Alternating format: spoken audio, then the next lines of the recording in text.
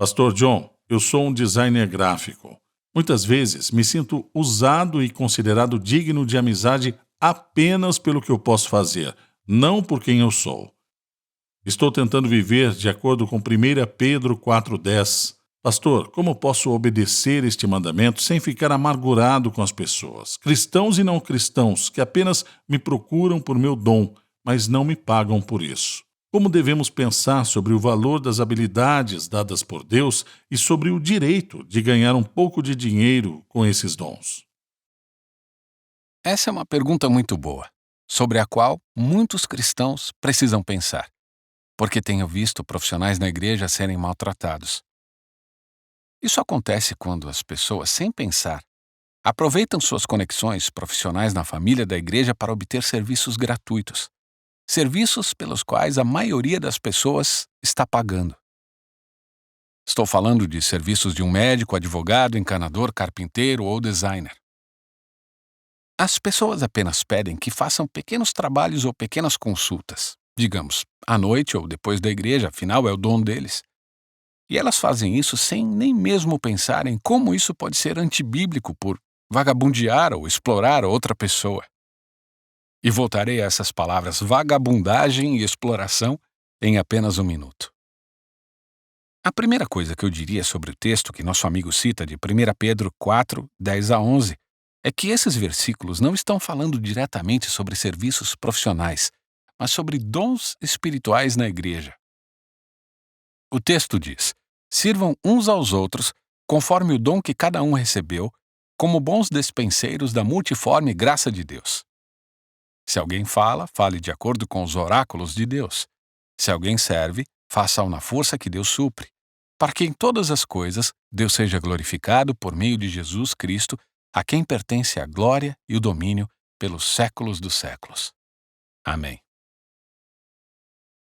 Embora eu ache que esses versículos se referem diretamente aos dons espirituais na igreja, alguns deles são remunerados na igreja. Por exemplo, quando Paulo diz em 1 Timóteo 5:17 a 18 que alguns presbíteros que têm o dom de ensino devem ser pagos, e eu vou ler agora para você.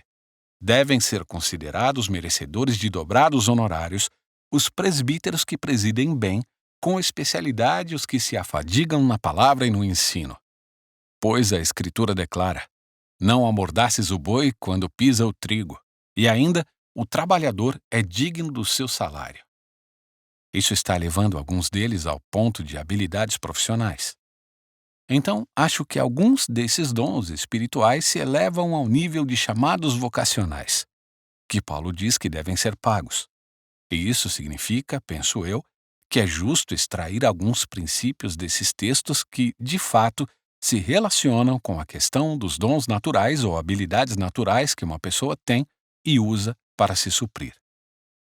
Um princípio é este: Deus pretende que trabalhemos para termos recursos e não dependamos dos outros sempre que for necessário. Aqui é onde eu consigo isso. 1 Tessalonicenses 4, 11 e 12 diz: e a diligenciardes por viver tranquilamente, cuidar do que é vosso e trabalhar com as próprias mãos, como vos ordenamos, de modo que vos porteis com dignidade para com os de fora e nada venhais a precisar. Uma das funções do trabalho é ganhar dinheiro suficiente para não depender indevidamente dos outros. Por isso é justo ser remunerado pelo seu trabalho. Como vimos anteriormente, não amordaces o boi quando pisa o trigo e ainda o trabalhador é digno do seu salário. Agora, não quero exagerar no caso. Isso não significa que não haja espaço para uma generosidade misericordiosa para ajudar os necessitados com sua habilidade profissional. Quero dizer, os cristãos de todo o mundo fazem isso. Um dentista, por exemplo, tira folga às sextas-feiras, vai até o centro da cidade, monta uma pequena clínica e oferece atendimento odontológico gratuito. Isso é lindo, não estou desencorajando isso. Na verdade, Paulo diz que uma das razões para trabalhar para ganhar a vida é para que possamos ter algo para dar.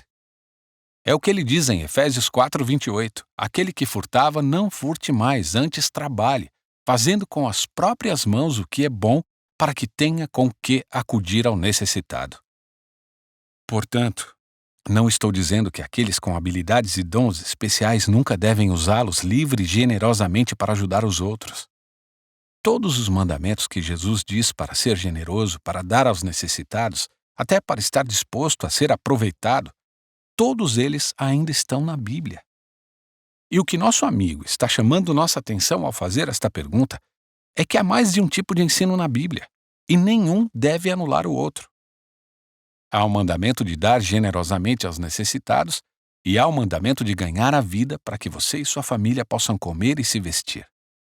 Assim, trabalhar para conseguir usar e trabalhar para conseguir dar estão ambos na Bíblia. Vá trabalhar para que você possa obter, para que você possa ajudá-lo para colocar um teto sobre a sua cabeça e trabalhe e obtenha para que você tenha muito, muito. Então você vai poder ser generoso e ajudar os outros. Ambos estão na Bíblia. E é essa tensão de amor e sabedoria com a qual o nosso designer gráfico é desafiado. Mas acho que aqueles em sua rede, sejam amigos ou pessoal da sua igreja, o que eles precisam ouvir é, mais uma vez, a mensagem da Bíblia, ou seja, a mensagem encontrada em 2 Tessalonicenses 3. Lembre-se, alguns cristãos na igreja em Tessalônica foram tomados por uma espécie de histeria sobre a proximidade da segunda vinda de Cristo. Então, o que eles fizeram?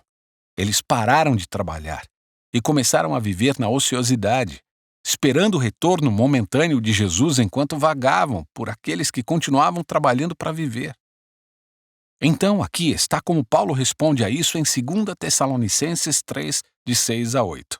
Paulo diz: Nós vos ordenamos, irmãos, em nome do Senhor Jesus Cristo, que vos aparteis de todo irmão que ande desordenadamente, e não segundo a tradição que de nós recebestes. Pois vós mesmos estáis cientes do modo que vos convém imitar-nos, visto que nunca nos portamos desordenadamente entre vós, nem jamais comemos pão à custa de outrem. Pelo contrário, em labor e fadiga de noite e de dia trabalhamos, a fim de não sermos pesados a nenhum de vós. E isso é incrível.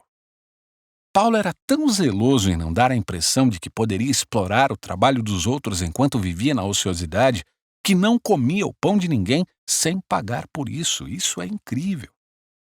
Agora, essa é a mensagem que alguns crentes que estão tirando proveito dos serviços das pessoas sem pagar por eles precisam ouvir.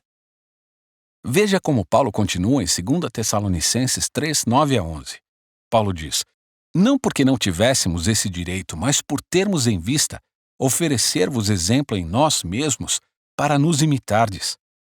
Porque quando ainda convosco vos ordenamos isto: se alguém não quer trabalhar, também não coma.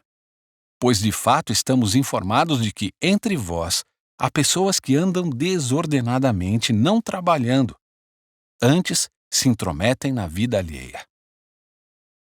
Portanto, o ponto que estou extraindo desse texto para a nossa pergunta é o seguinte: a rede de cristãos que está aproveitando o trabalho de outros para obter algo pela qual a maioria das pessoas está pagando, eles precisam ser ensinados. Não tente fazer isso. Ou seja, não espere por isso. Esteja disposto a pagar. Se a pessoa com habilidade quiser fazer um presente especial para você, essa é a decisão dessa pessoa, não sua. Não fique esperando por isso.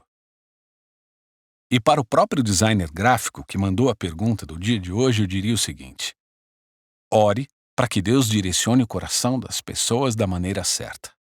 Em outras palavras, ore para que as pessoas despertem para o que estão fazendo. E talvez seria interessante você conversar com o seu pastor ou professores na igreja para que eles possam começar a ensinar as Escrituras neste assunto por um tempo.